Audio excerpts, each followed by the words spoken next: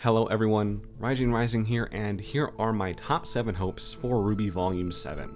I swear I had this idea and wrote them all down before Unicornivore revealed that he was doing it, and Freelancer Amber is also making something of the sort, if I'm not mistaken. But it's not like I'm stealing an idea because it doesn't belong to any one person, and it's fun when we all give our own takes. Anyway, Volume 7 is now a month away. So here goes. I want Oz to bounce back. Over the first 1 or 2 episodes, he should step in and have a plan. It'd be nice for him also, on a side here, to directly state some things that the Lost Fable kind of implied as well. Like, are all of his kids with normies silver-eyed warriors? Is that how the bloodline started? Like, that sort of thing? I don't know exactly what his plan would be. It's probably a lot more complex than, hey Ruby, use your silver eyes, ding dong, the witch is dead. But he needs to prove himself. There's still a part of him left over from the recluse that gave the maidens their powers, that doesn't have as much hope as he'd like to, that certainly doesn't trust anyone. But maybe, since in his absence the heroes still did literally everything they could think of to get the relic to Atlas to follow through on what he asked of them at the end of Haven, they should still have earned his trust and confidence and hope, and he should now take the driver's seat and reveal why they needed to get to Atlas and set the stage for this new arc. Because we still don't even know why, besides to kind of keep it safe. I assume Oz and Ironwood will drive the plot together, and since that's basically an oligarchy, aside from how much Ironwood already has against Oz, they're kind of destined to be on the worst of terms. And once Ironwood learns of the truths behind the Shadow War, they could potentially fall out to the point where Salem's forces have a really easy chance. And it's up to the rest of the heroes to clean up for their mistakes. I don't want Ironwood to be a repeat of Volume 6 Crow, but with the launch codes instead of booze. But that's kind of the worst case scenario here. I want Winter to become the Winter Maiden. Or at least I'm very much a fan of the idea. She's not a maiden, we know that, because then she would have had clearance to this meeting. And no, I don't think it'd be cheap or lazy to have her name be her title, since Monty had the idea for the maidens after Winter was introduced into the plot. Certainly it'd be a trend that maidens happen to be people we already know, but I like the amount of conflict that having her as the maiden poses. Maidens are a great plot device, because they are a third party who is necessary. And that's why I loved Raven, because she embraced that third party role. I love her as a character, not as a person. Let's get beyond that statement. Out of everyone at the Fall of Haven, Raven had the most control in how it swung. I want Winter to have that level of control, because she's certainly not the Winter Maiden at the moment. I mean, we'll have to see her become it.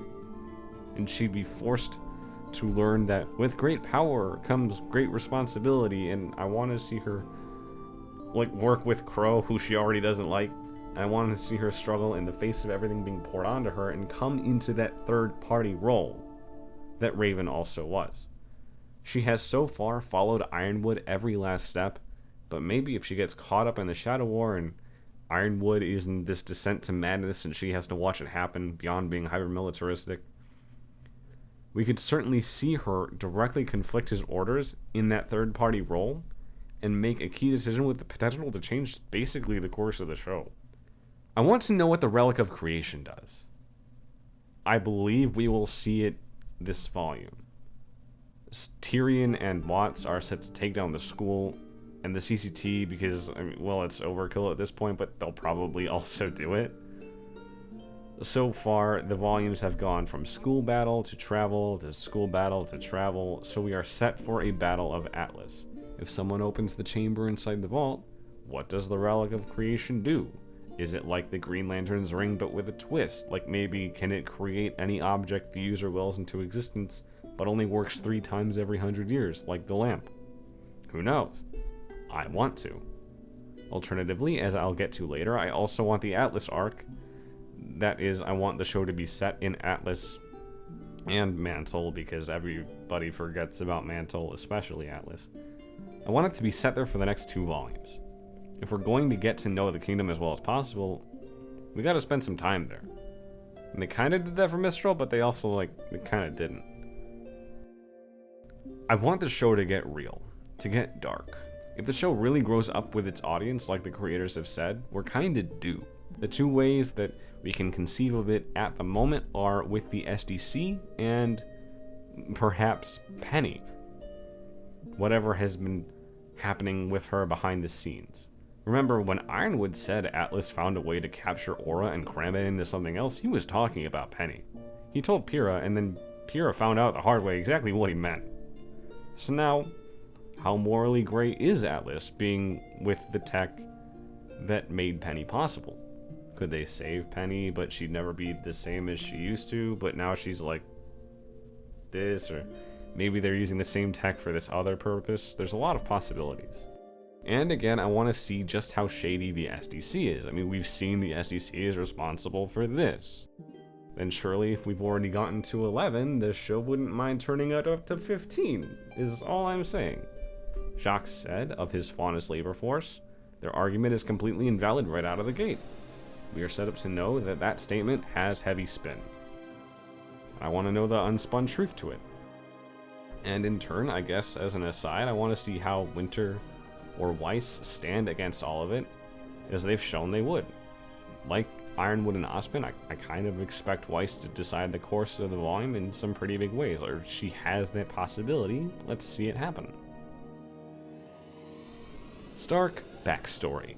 I don't have too much to say for this. We kind of get it. We've all been asking for it since Volume 3, right? Like, well, it probably won't be on the scale of The Lost Fable as an entire episode, since it's probably not as big of a plot bomb for all we know. Like, I mean, it could be, but it's probably not.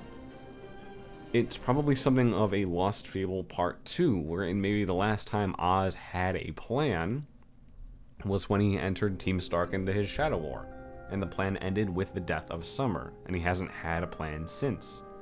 I don't have much else to say beyond that, but with Summer Rose being the last spark to ignite Ruby's silver eyes and truly make this moment meaningful, Summer and company are still a void in the show, other than that they probably all know as much as Crow thought he knew about Oz. It's time the show gave that some meaning too. Now I'm done talking about Volume 7's content, and we'll talk about my hopes for its style, because that's just as important. I want the volume to continue the trend of characters using their weapons' utilities better. Maria's flashback was the best and most RWBY fight scene in years. The crew sat and thought of everything they could think of for her weapon to do and set it in a place where the terrain could show that best. But we still haven't seen Blake do this since the Black trailer. I want to see her shoot her gun while she's flinging it around, you know? I want to see them use their weapon in ways that they haven't in years. The original trailers were quote-unquote weaponwism. The original trailers were quote-unquote weapon resumes. They defined the RWBY brand of fight choreography. So if a fight scene is going to live up to those trailers, live up to what people know and want to expect, it's gotta feel like a weapon resume. And that's what the Grim Reaper scene was. That's what Neo's fight was. She's flinging the china around with the tip of her umbrella. Like, that's like they were thinking, how could we make this as versatile as possible? And I hope they continue doing that with characters who kind of haven't gotten that treatment recently.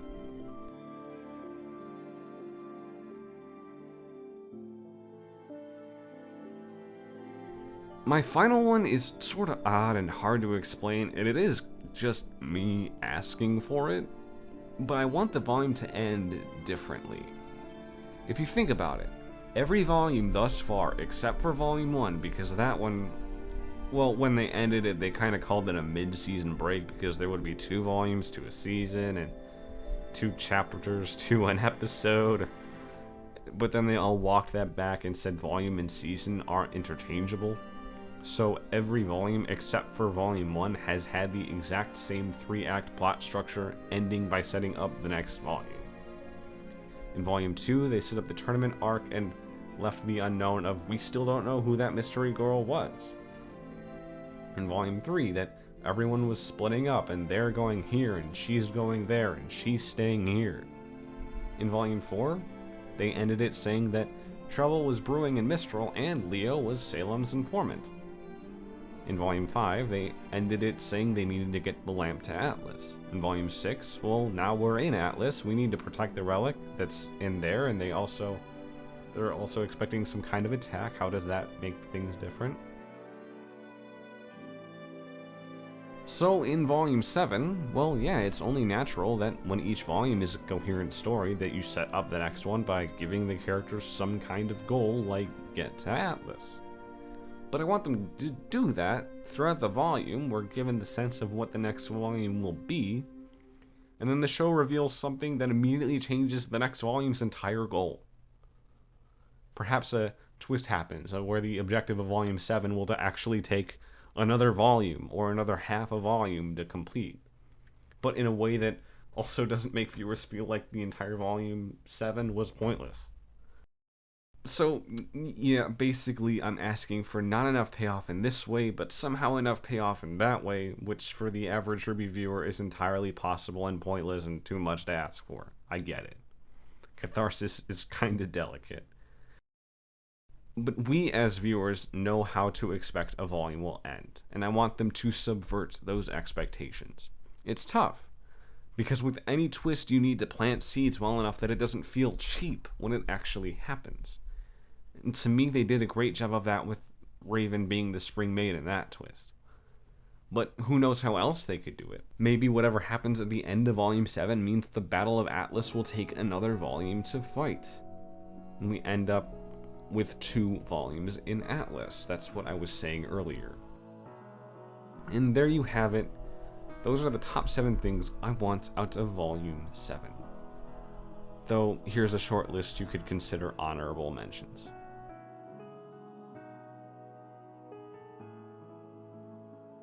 This was a fun video, certainly because it's always nice to interact with the major conversation. That's not something my channel has really done, but it's something you could look forward to for sure as Volume 7 gets into full swing.